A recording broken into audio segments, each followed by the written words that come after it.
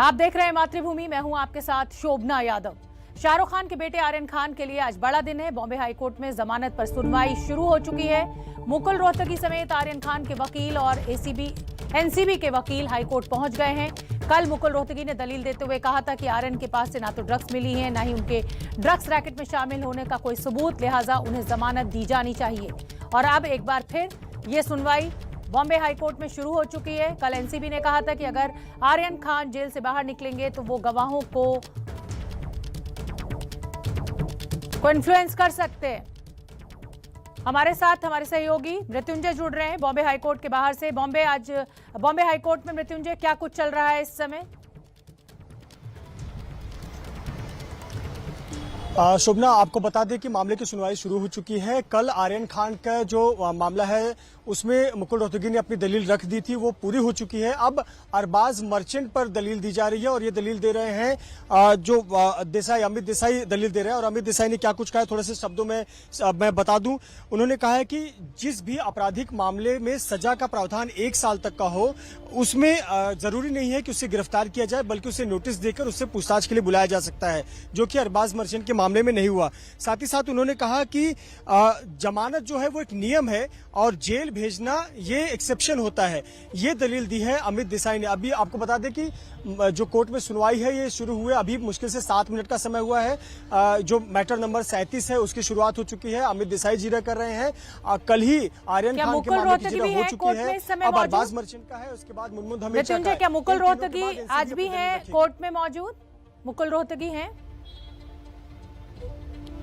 बिल्कुल सभी वकील यहाँ मौजूद हैं। मुकुल रोहतगी मौजूद है, अमित देसाई मौजूद है, सतीश मानी सिंधे मौजूद है, साथ ही साथ अद्वैत सेठना जो कि एनसीबी के वकील है वो भी मौजूद है। सभी पक्षों को यहाँ पर रहना है। लेकिन कल ही आर्यन खान मामले की दलील पूरी हो चुकी थी। अब अरबाज मर्चेंट का नंबर था, उस पर दलील दी जा रही है और इसके बाद मुनमुन हमेशा का नंबर आएगा। और ये तीनों का जो दलील है पूरी होने के बाद में एनसीबी अपना पक्ष रखेगी और एनसीबी इनका विरोध करेगी। अब विरोध करने में एनसीबी क्या कुछ बातें रखती है इस पर सभी की निगाहें टिकी होगी। लेकिन महत्वपूर्ण है कि अभी अरबाज मर्चेंट पे चल रही है, चूंकि अरबाज मर्चेंट एक महत्वपूर्ण किरदार है। उनके पास से चरस बरामद हुआ था, उनके जूते में से बरामद हुआ था और अरबाज मर्चेंट के आधार पर ही आर्यन खान को गिरफ्तार किया गया था। तो फिलहाल अरबाज मर्चेंट के जो वकील हैं अमित देसाई वो जिरह कर रहे हैं। मृत्युंजय, आपसे ये भी जानना चाहेंगे, जैसा कि आपने बताया कि आर्यन खान मामले की जिरह पूरी हो चुकी है, अब अरबाज की चल रही है और उसके बाद मुनमुन हमेशा की चलेगी। मैं आपसे ये जानना चाहती हूँ कि एनसीबी जो है वो अपने तर्क जो आर्यन को लेकर दी है उससे कोर्ट का रुख क्या लग रहा है? क्योंकि इस तरह के मामलों में बहुत जल्दी जमानत नहीं मिलती है, लेकिन रिया चक्रवर्ती का मामला हमें नहीं भूलना चाहिए। निचली अदालत से जमानत खारिज होने के बाद हाईकोर्ट से रिया चक्रवर्ती को जमानत दे दी गई थी और तब जब वकीलों का दावा इतना पुख्ता है कि ना तो कंजम्पशन और ना पोजेशन, आर्यन खान के पास से कुछ नहीं मिला, ब्लड टेस्ट भी नहीं हुआ। निश्चित तौर पर शोभना, कल भी यही बातें मुकुल रोहतगी ने रखी थी कि एक तो आर्यन खान के पास से किसी प्रकार के ड्रग्स की बरामदगी नहीं हुई थी, दूसरी चीज मेडिकल टेस्ट नहीं कराया गया, तीसरी चीज उन्होंने किसी प्रकार का सेवन नहीं किया। ये बातें मुकुल रोहतगी ने रखी थी। अभी देखिए कोर्ट की तरफ से तो कोई पक्ष नहीं रखा जाएगा, क्योंकि जब तक जिरह चल रही है, दलीलें दी जा रही है, तब तक कोर्ट इस पर कुछ नहीं कहेगा। तीनों लोग हैं, आरोपी हैं, उनके वकील पक्ष रखने के बाद एनसीबी अपना पक्ष रखेगी। फिर क्रॉस में अगर किसी को कोई अपनी बात रखनी है, एक एडिशनल कुछ पॉइंट्स रखने हैं, वो रखेंगे, उसके बाद ही इस पर कोर्ट कोई टिप्पणी कर पाएगी। लेकिन शोभना, इसमें एक महत्वपूर्ण बात है जो कल का हमें डेवलपमेंट देखना होगा। चूंकि ये जो एफआईआर है, इस एफआईआर में 20 लोग गिरफ्तार हुए हैं। इन 20 लोगों की गिरफ्तारी में 2 आरोपी ऐसे हैं जिन पर कॉन्स्पिरेसी की धारा लगी थी और लेकिन उनको जमानत मिल गई है और वो आज शाम को 2 लोग जेल से बाहर आने वाले हैं और जेल से वो 2 लोग छूटने वाले हैं जमानत पर। तो ये बहुत बड़ा डेवलपमेंट है कि एक तरफ एनसीबी ये दावा कर रही है कि ये कॉन्स्पिरेसी है, इसमें हमें 20 के 20 लोगों को एक समूह के तौर पर देखना है, लेकिन यहां पर 2 लोगों को जमानत मिल जाती है। मुझे लगता है कि जो वकील हैं आर्यन के या मुनमुन हमेशा के या फिर अरबाज मर्चेंट के, वो इस बात को यहां कोर्ट में रखने वाले हैं कि इसी केस से संबंधित 2 लोगों को जमानत मिल गई है, तो बाकी के साथ ऐसा अन्याय क्यों? ये दलील भी रखी जा सकती है, इस पर निगाहें टिकी होंगी। लेकिन बहुत महत्वपूर्ण है कि एनसीबी को बहुत झटका लगा है जब एनसीबी ये दावा करे कि एनडीपीएस की धारा 29 लगी है। 29 का मतलब है कि कॉन्स्पिरेसी, साजिश जिसमें सभी लोग शामिल हैं, उसमें से 2 लोगों को जमानत मिल गई। तो निश्चित तौर पर ग्राउंड ये बनता है कि जिसके पास से ड्रग्स नहीं मिला, जिसने कंज्यूम नहीं किया, जिसका मेडिकल टेस्ट नहीं हुआ, उसे आप कब तक जेल में रख सकेंगे या फिर उसकी गिरफ्तारी कितनी जायज है? ये दलील निश्चित तौर पर आर्यन खान और अन्य जो वकील है वो उठाएंगे। जी मृत्युंजय, और जहां तक मेरी जानकारी है, अगर मैं गलत नहीं हूं आप मुझे ठीक कीजिएगा, इसमें से जिन 2 आरोपियों की आप बात कर रहे हैं जिनको जमानत दी है, उनके पास से कुछ क्वांटिटी में ड्रग्स बरामद भी हुई थी, उसके बावजूद उनको आज जमानत दे दी गई है। तो फिर आर्यन खान का केस तो बहुत मजबूती के साथ उनके वकील रख रहे हैं कि ना कंजम्पशन है ना पोजेशन है। जी बिल्कुल, ये जो 2 लोग हैं, एक अविन साहू नाम के हैं और एक अमित नाम के हैं, ये 2 लोगों को जमानत मिल गई है, सेशंस कोर्ट से जमानत मिल गई है। दरअसल इसमें जो एक आरोपी हैं, ये मुंबई से गोवा गए हुए थे उसी क्रूज पर। जब वो क्रूज से वापस मुंबई लौटे थे तो टर्मिनल पर उनको गिरफ्तार किया गया, लेकिन उनके पास से बरामदगी नहीं हुई थी। और एक जो दूसरे थे, उनके पास पड़ा हुआ, ना कि उनके पास बल्कि उनके आसपास घिरा हुआ ड्रग्स बरामद हुआ था, ऐसा दावा एनसीबी ने किया था। यानी कि 2 लोगों का प्रत्यक्ष रूप से उनके पास से ड्रग्स नहीं मिला था। कंजम्पशन का आरोप लगाकर एनसीबी ने उन्हें गिरफ्तार किया था, लेकिन साथ ही साथ एनडीपीएस की धारा 29 भी लगाई थी, जो कि कॉन्स्पिरेसी की धारा है, और इसी आधार पर उनको अरेस्ट किया गया था। लेकिन सबसे महत्वपूर्ण बात है कि सेशंस कोर्ट के जो विशेष एनडीपीएस कोर्ट है, उस एनडीपीएस कोर्ट ने इन दोनों को जमानत दे दी है। और आज शाम को 6 बजे जब ऑर्थो रोड जेल के समय समाप्त हो जाएगा तो उन दोनों को जेल से छोड़ा जाएगा जमानत पर। बहुत बड़ा डेवलपमेंट है। इसे इस तरीके से देखिए कि एनसीबी को बहुत बड़ा झटका लगा है कि एनसीबी जो बड़े बड़े दावे कर रही है कि एक अंतर्राष्ट्रीय रैकेट है, हमने मिनिस्ट्री ऑफ एक्सटर्नल अफेयर को पत्र लिखा हुआ है, उसी में से 2 लोगों को जमानत मिल रही है। तो आर्यन खान का मामला भी जिस विदेशी नागरिक को, बिल्कुल मृत्युंजय, और जिस विदेशी नागरिक की गिरफ्तारी इन 20 लोगों में शामिल है, एक जो वो विदेशी नागरिक है, उसके साथ भी आप आर्यन खान का कोई डायरेक्ट लिंक अभी स्टैब्लिश नहीं कर पा रहे। कोर्ट में ऐसा कोई भी सबूत एनसीबी रखने में कामयाब नहीं हुई है। आप बने रहिए मृत्युंजय, और इस बड़ी खबर पर हमारी नजर बनी हुई है। जिरह चल रही है। अरबाज मर्चेंट के वकील अमित देसाई ने कोर्ट में अपने मुवक्किल की जमानत की मांग करते हुए 2 जजमेंट्स का हवाला दिया है। देसाई ने अरनेश कुमार और बलदेव सिंह केस का हवाला देते हुए कहा कि छोटे मोटे अपराधों में गिरफ्तारी अपवाद है। ये अरनेश कुमार के फैसले, जजमेंट का हवाला का फरमान अमित देसाई के द्वारा आज बॉम्बे हाई कोर्ट में पेश किया गया। मृत्युंजय, हमारे सहयोगी लगातार बने हुए हैं। मृत्युंजय, जिन 2 केसेस का जिक्र अमित देसाई के द्वारा किया गया, वो क्या केसेस थे और वो इस केस में कैसे फायदेमंद हो सकती है ये दलील? देखिए, आपको बता दें कि अमित देसाई अलग अलग जो साइटेशंस हैं, अलग अलग जजमेंट्स हैं, उसका हवाला दे रहे हैं। इसमें ये बताना चाहते हैं कि जो जब भी किसी आरोपी के पास से कोई कंजम्पशन ना हो या कोई बरामदगी ना हो, और जब सजा का प्रावधान अधिकतम 1 साल का हो, तो ऐसे पर उसे नोटिस देकर उसे पूछताछ के लिए बुलाया जाता है, ना कि उसे जेल में भेजा जाता है या उसे कस्टडी मांगी जाती है। उसे नोटिस देकर उससे पूछताछ किया जा सकता है। इसी आधार को, साइटेशंस को, वो जजमेंट्स को पढ़ते जा रहे हैं। साथ ही साथ अमित देसाई ने कुछ बातें जो कोर्ट में कही है, मैं उसे आपके सामने रखना चाहूंगा। अमित देसाई कोर्ट में यह कह रहे हैं कि जब 2 से 3 लोगों को अलग अलग समय पर गिरफ्तार किया गया, उस समय सबूतों के आधार पर गिरफ्तारी की जरूरत क्यों नहीं पड़ी? उस समय तो साजिश की बात नहीं आई थी। ये एक दलील रखी है कि आप कॉन्स्पिरेसी की बात एनसीबी कह रही है, लेकिन कॉन्स्पिरेसी की बात तो 1 हफ्ते बाद आई। तो उस समय जब 2 तारीख को गिरफ्तार किया गया, तब तो कोई कॉन्स्पिरेसी की बात नहीं आई थी। तो उसके लिए अब तक क्लाइंट्स को जेल में क्यों जाना पड़ा या उन्हें जमानत नहीं दी गई, ये एक बात अमित देसाई ने कही है। साथ ही साथ उन्होंने ये कहा है, एक तर्क दिया है कि सीआरपीसी की धारा 41A के तहत नोटिस दिया जाना चाहिए था। चूंकि उन्हें नोटिस नहीं दिया गया, इसलिए उन्हें जमानत पर रिहा किया जाना चाहिए। ये दलील जो है अमित देसाई ने कोर्ट में रखी है। साथ ही साथ अमित देसाई ने अभी एक बात कही है कि पहली रिमांड अर्जी में साजिश की बात नहीं की गई थी, इसलिए अदालत पहली रिमांड के समय यह विश्वास करने में गुमराह हुई है कि एनडीपीएस अधिनियम की धारा 28 और 29 के तहत भी आरोप लगाया गया था। तो ये बातें जो है वो अमित देसाई कोर्ट में लगातार कर रहे हैं, कुछ जजमेंट्स का हवाला दे रहे हैं, कुछ बातें कर रहे हैं। मैं आऊंगी आपके पास। बॉम्बे हाई कोर्ट में इस वक्त आर्यन खान की जमानत पर सुनवाई चल रही है। जोरदार तरीके से दलीलें कल भी चली और आज भी जारी हैं। आर्यन के साथ अरबाज मर्चेंट के वकील अमित देसाई इस समय मजबूती के साथ अपनी दलीलें रख रहे हैं। इसके बाद एनसीबी के वकील जिरह करेंगे। वहीं क्रूज ड्रग्स केस को पकड़ने वाले अफसर समीर वानखेड़े को लेकर विभागीय जांच भी शुरू हो चुकी है। एनसीबी के जोनल डायरेक्टर समीर वानखेड़े ने 5 सदस्यों की विजिलेंस कमेटी के सामने कहा है कि उनके ऊपर लगाए गए सभी आरोप निराधार हैं। तो 2 तस्वीरें इस समय आपके सामने। बॉम्बे हाई कोर्ट में अरबाज मर्चेंट के वकील इस समय अपना पक्ष रख रहे हैं। कल आर्यन खान के वकील मुकुल रोहतगी ने अपना पक्ष रखा था और इसके बाद मुनमुन धमेचा का जो वकील है वो अपना पक्ष रखेंगे। और दूसरी तस्वीर भी बहुत अहम हो जाती है। आर्यन खान केस के जो जांच अधिकारी हैं वही अब जांच के घेरे में है। 5 सदस्यों की जो कमेटी है वो समीर वानखेड़े से इस समय बयान ले रही है। उनकी विभागीय जांच शुरू हो चुकी है। तो दो तस्वीरें, इस समय का अपडेट यही है। बॉम्बे हाई कोर्ट में अरबाज मर्चेंट के वकील अपना पक्ष रख रहे हैं। मेरे सहयोगी मृत्युंजय हाईकोर्ट के बाहर से, बॉम्बे हाईकोर्ट के बाहर से मेरे साथ जुड़ रहे हैं। मृत्युंजय, इस समय का क्या अपडेट है? आर्यन खान के वकील की दलीलें पूरी हो चुकी हैं। अरबाज मर्चेंट के वकील जो साइटेशंस रख रहे हैं, क्या चल रहा है इस समय? बिल्कुल, आपको बता दें कि बहुत मजबूती से अरबाज मर्चेंट के वकील अमित देसाई कोर्ट में अपना पक्ष रख रहे हैं, दलीलें लिख रहे हैं। और अभी अभी जो उन्होंने एक बात कही है, उन्होंने कहा कि हमें इस बात की सजा दी गई जो गुनाह हमारे क्लाइंट ने किया ही नहीं। यानी कि अरबाज मर्चेंट के जो दलील है उसमें ये कह रहे हैं कि अरबाज मर्चेंट ने खुद स्वेच्छा से अपने जूते से जो चरस बरामद किया गया एनसीबी द्वारा, उसे खुद से निकाल कर दिया है।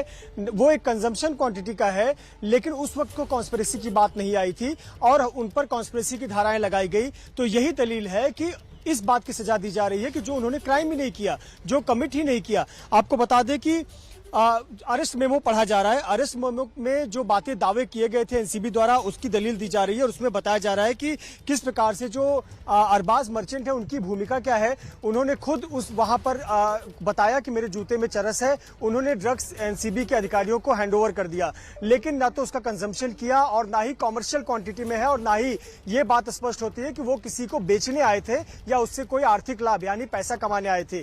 ये दलील अमित देसाई इस समय कोर्ट में दे रहे हैं और कई और साइटेशंस का जिक्र कर रहे हैं, कई और जजमेंट्स का हवाला दे रहे हैं। जो जो धाराएं लगाई गई हैं एनडीपीएस की, उसका उन धाराओं का जिक्र करते हुए कह रहे हैं कि ये धाराएं मेरे क्लाइंट पर लागू नहीं होती हैं, क्योंकि जो धाराएं लगाई गई हैं खरीद फरोख्त की, पैसा कमाने की, साजिश की, ये धाराएं अरेस्ट मेमो में मेंशन नहीं की गई हैं। तो बार बार उनका यही कहना है कि मेरे जो क्लाइंट है अरबाज मर्चेंट, उनको इस बात के लिए सजा दी जा रही है कि जो उन्होंने किया नहीं है। साथ ही साथ एक बात और कही है कि खरीद और बिक्री के बारे में अपने अस्वीकार्य स्वैच्छिक बयानों को दूसरे द्वारा आपत्तिजनक सामग्री कहा जाता है, लेकिन मेरा केवल उपभोग के बारे में है। यानी कि जो अरबाज मर्चेंट का दलील दी जा रही है उसमें सिर्फ इतना कहना है कि मेरे कंजम्पशन क्वांटिटी की बात हो रही है। तो कंजम्पशन क्वांटिटी के लिए जो धाराएं लगाई जानी चाहिए, इसके अतिरिक्त अन्य धाराएं लगाई गई हैं, जिसकी वजह से 22 दिनों से उनका जो क्लाइंट है वो जेल में है या एनसीबी के कस्टडी में पहले 7 दिन तक रह चुका है। जी मृत्युंजय, आपसे मैं ये भी समझना चाहूंगी कि आर्यन खान, अरबाज मर्चेंट, मुनमुन धमेचा, ये तीनों अलग अलग मामले हैं। कल जब आर्यन खान मामले की सुनवाई पूरी हो गई तो फैसले के लिए इन तीनों केसेस को सुनना क्यों जरूरी रहा कोर्ट के लिए?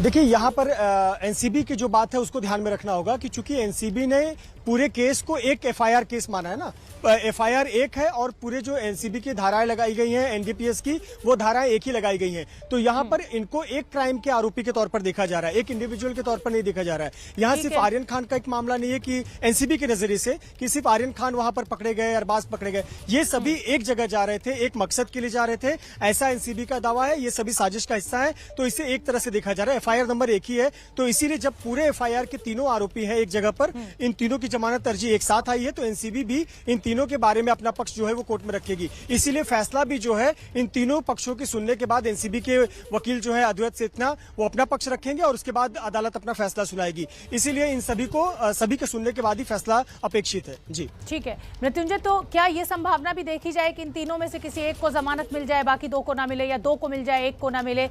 ये कोर्ट के अपने उस पर होगा कि कोर्ट इन सभी दलीलों को किस तरह लेता है और किसका मामला कितना मजबूती के साथ उसके वकील रखते हैं और कोर्ट कन्विंस होता है।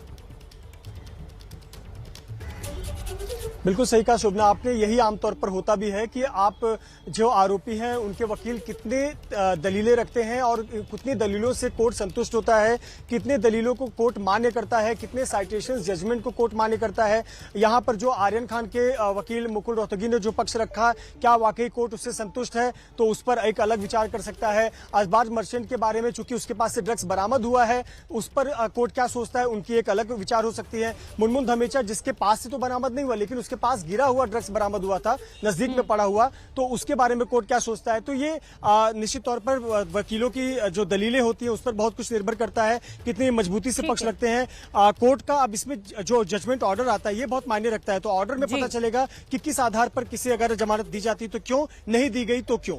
बिल्कुल ठीक है। आप मृत्युंजय नजर बना के रखिए, इस बड़ी खबर पर हमारी नजर बनी हुई है। In the last parliament session, during the last parliament session, we had raised this issue of Pegasus, and because we felt that it was an attack on the democratic structure, on the foundations of our nation, and we had jointly blocked parliament. So today the Supreme Court has given its opinion and basically supported what we were saying. What we were saying, we were asking three basic questions. Who authorized Pegasus? Which agency, which person authorized Pegasus? As we all know, Pegasus cannot be bought by a private individual. It has to be bought by a government. It is a weapon. So our first question was, who authorized Pegasus? Our second question was, who are the victims of Pegasus? Who was it used against? Because there is a list of people, including politicians, opposition leaders, BJP members, Supreme Court people. So there's a Chief Justice of India. There's a list of people. So we asked, who are these people that have been attacked? And the final thing was, and I think this is a very important thing, did any other country have access to information of our people? Were they privy? Was this data kept with them? And we didn't get any answer. In fact, no reply was given to us. Pegasus is an attempt to crush Indian democracy. It's an attempt to make sure that the vibrancy of the democracy, the conversation that takes place in a democracy, are crushed and people are controlled. So it's a big step that the Supreme Court has said that they're going to look into this matter. I'm confident that we will get the truth out of this. So if you have any questions, Hindi, sorry. Parliament के session में हमने Pegasus का मुद्दा उठाया था।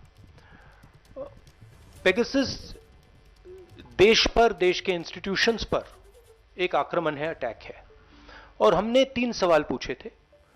Pegasus को किसने खरीदा? क्योंकि पेगासस को कोई प्राइवेट पार्टी, इंडिविजुअल नहीं खरीद सकता है। पेगासस को सरकार ही खरीद सकती है, ये एक हथियार है। और हमने पूछा था, सरकार में ऑथराइजेशन किसने दी, साइन ऑफ किसने किया? दूसरा हमारा सवाल था कि पेगासस किन किन लोगों पर डाला गया था, किन लोगों की टैपिंग की गई थी, किन के फोन्स इन्फेक्ट किए गए थे।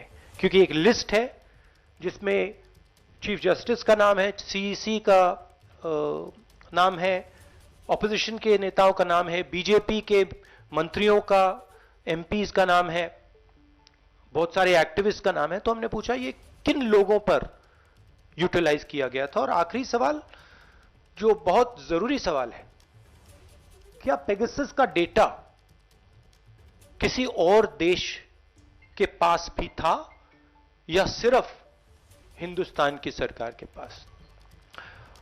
जवाब नहीं मिला। हमने पार्लियामेंट रोका, जॉइंटली विपक्ष मिलकर एक साथ खड़ा हुआ और हमने पार्लियामेंट को रोका।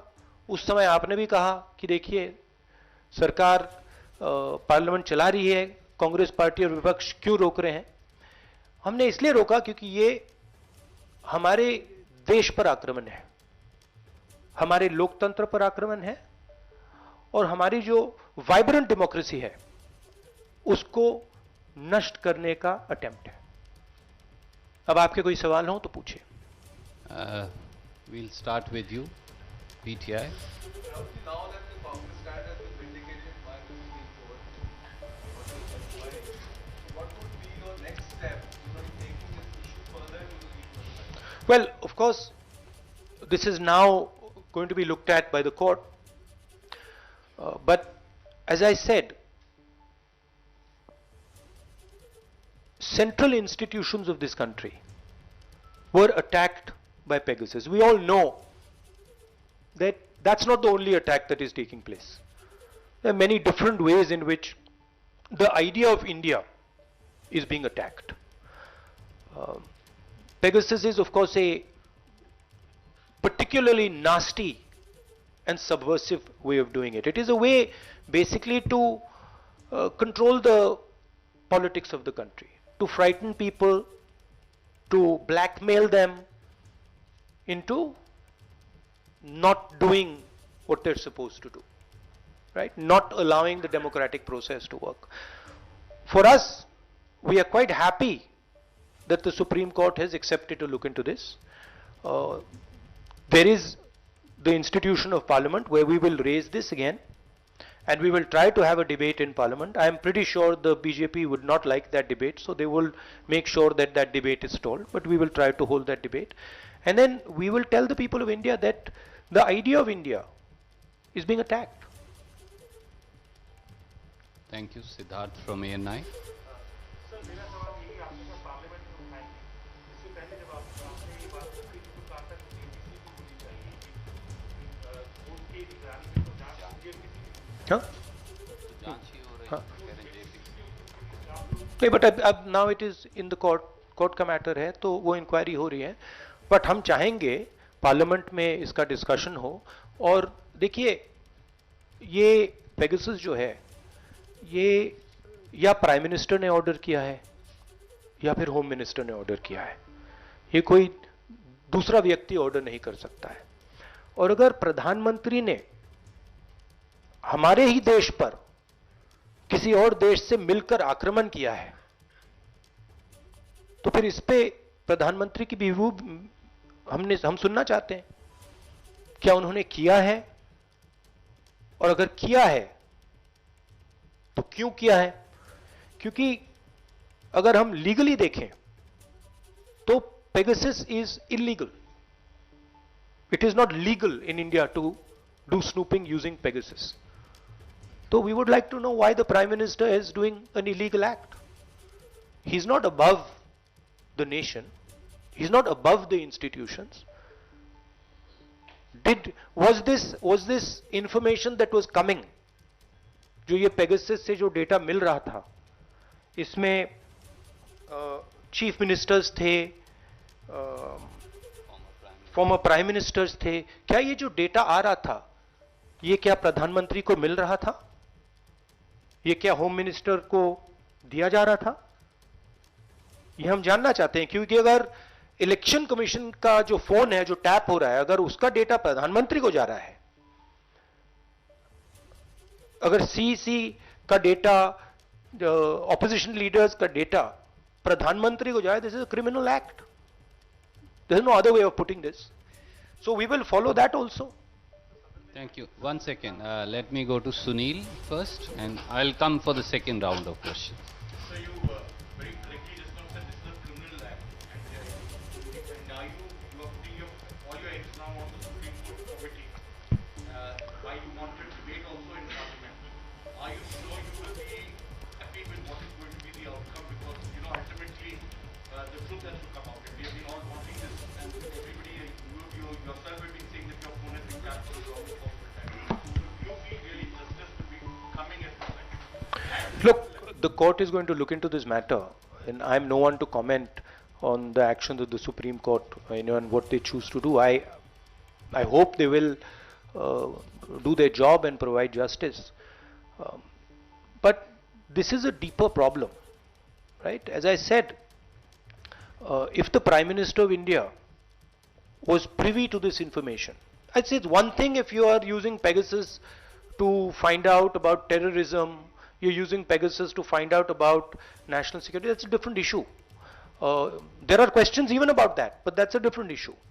But if the Prime Minister is using this as a personal tool, meaning if the data is arriving on the Prime Minister's desk, then that's totally criminal, right? And we will follow that up. We will make sure that is followed up. Thank you, Raman from News 24. सरकारें, sorry, governments have been dropped, right? Governments have been dropped. In Karnataka, the government was dropped using Pegasus. So,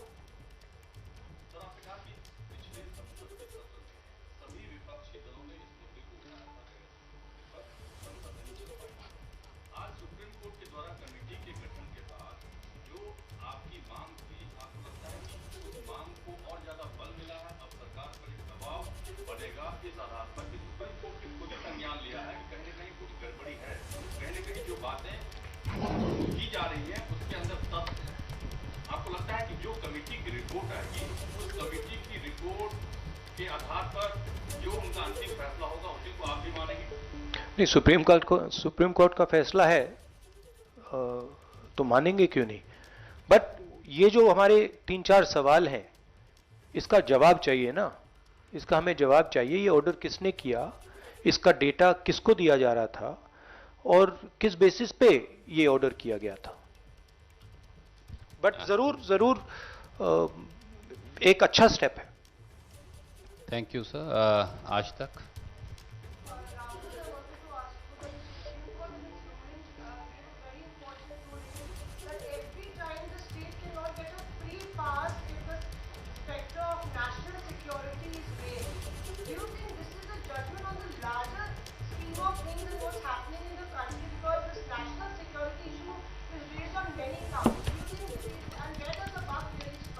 No, this issue is the opposite, right?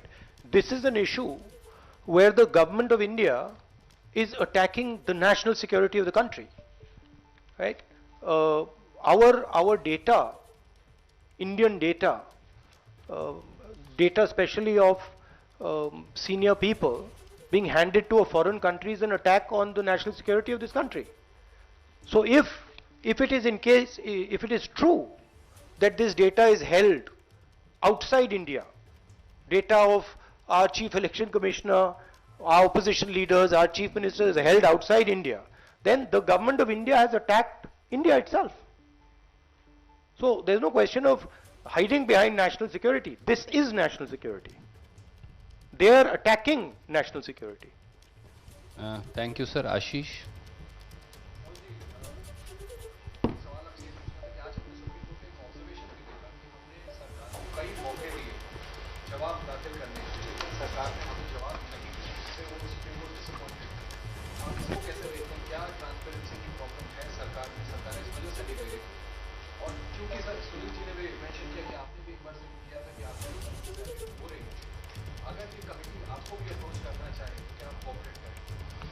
That of course, I mean, अगर approach करेंगे क्यों नहीं cooperate करेंगे, but सरकार जवाब नहीं दे सकती, because the truth is it's an illegal action and only 2 people can have done that action. Third person cannot have done that action. Mr. Gadkari cannot have taken this decision, right? Some other minister could not have taken it. The Prime Minister or the Home Minister has authorized this. My guess is they will not get an answer. It will be very difficult for the government to answer these questions. Thank you. Dubey ji. Sir, मेरा सवाल ये है कि supreme court ने बहुत clear कहा है कि बार-बार राष्ट्रीय सुरक्षा के नाम पर सरकार को छूट नहीं दिया और सरकार को जिस रूप में डिटेल रिपोर्ट सुप्रीम कोर्ट के सामने देनी थी, सरकार ने नहीं दिया है। क्यों सरकार डिटेल रिपोर्ट सुप्रीम कोर्ट में नहीं देना चाहती? और जैसे आपने कहा कि आपका भी फोन विकास में आया और कई मंत्रियों का सांसदों में आया, आखिर क्यों सरकार ऐसा करे? क्यों नहीं उसने अपनी रिपोर्ट सुप्रीम कोर्ट में? मैंने अभी बोला कि इसका एक ही कारण हो सकता है कि सरकार ने कुछ ना कुछ इलीगल काम किया है, प्रधानमंत्री ने और या होम मिनिस्टर ने कुछ ना कुछ इलीगल काम किया है, इसका यही मतलब है। नहीं तो बिल्कुल क्लियरली आसानी से दे देना चाहिए था कि हाँ हमने या किया या नहीं किया, और अगर किया तो इसलिए किया। तो अगर वो जवाब नहीं दे पा रहे हैं तो इसका कारण ये है कि कुछ ना कुछ छुपाया जा रहा है। Thank you Mukesh Kaushik ji.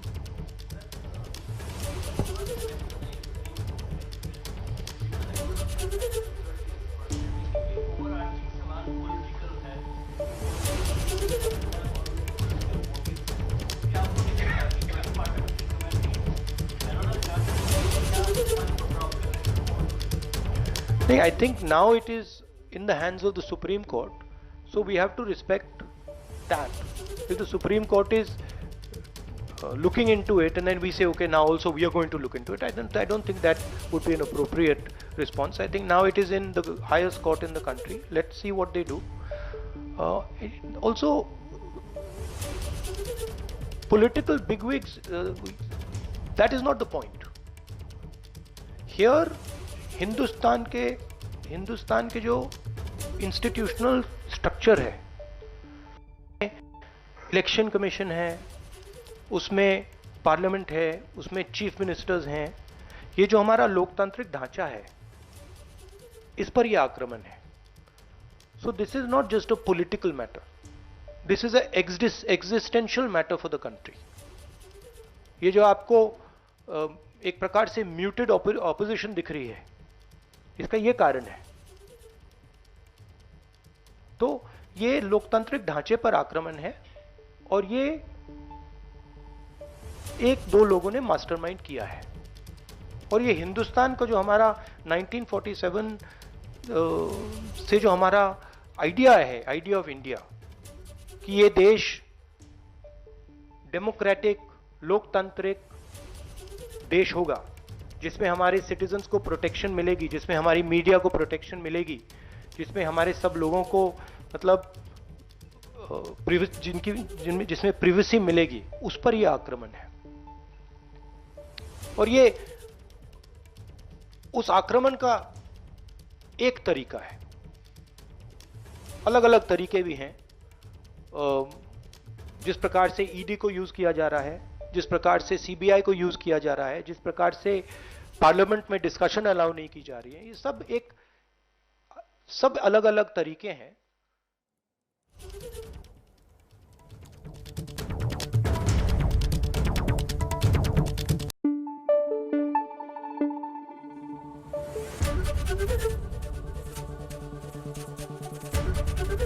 ABP news आपको रखे आगे.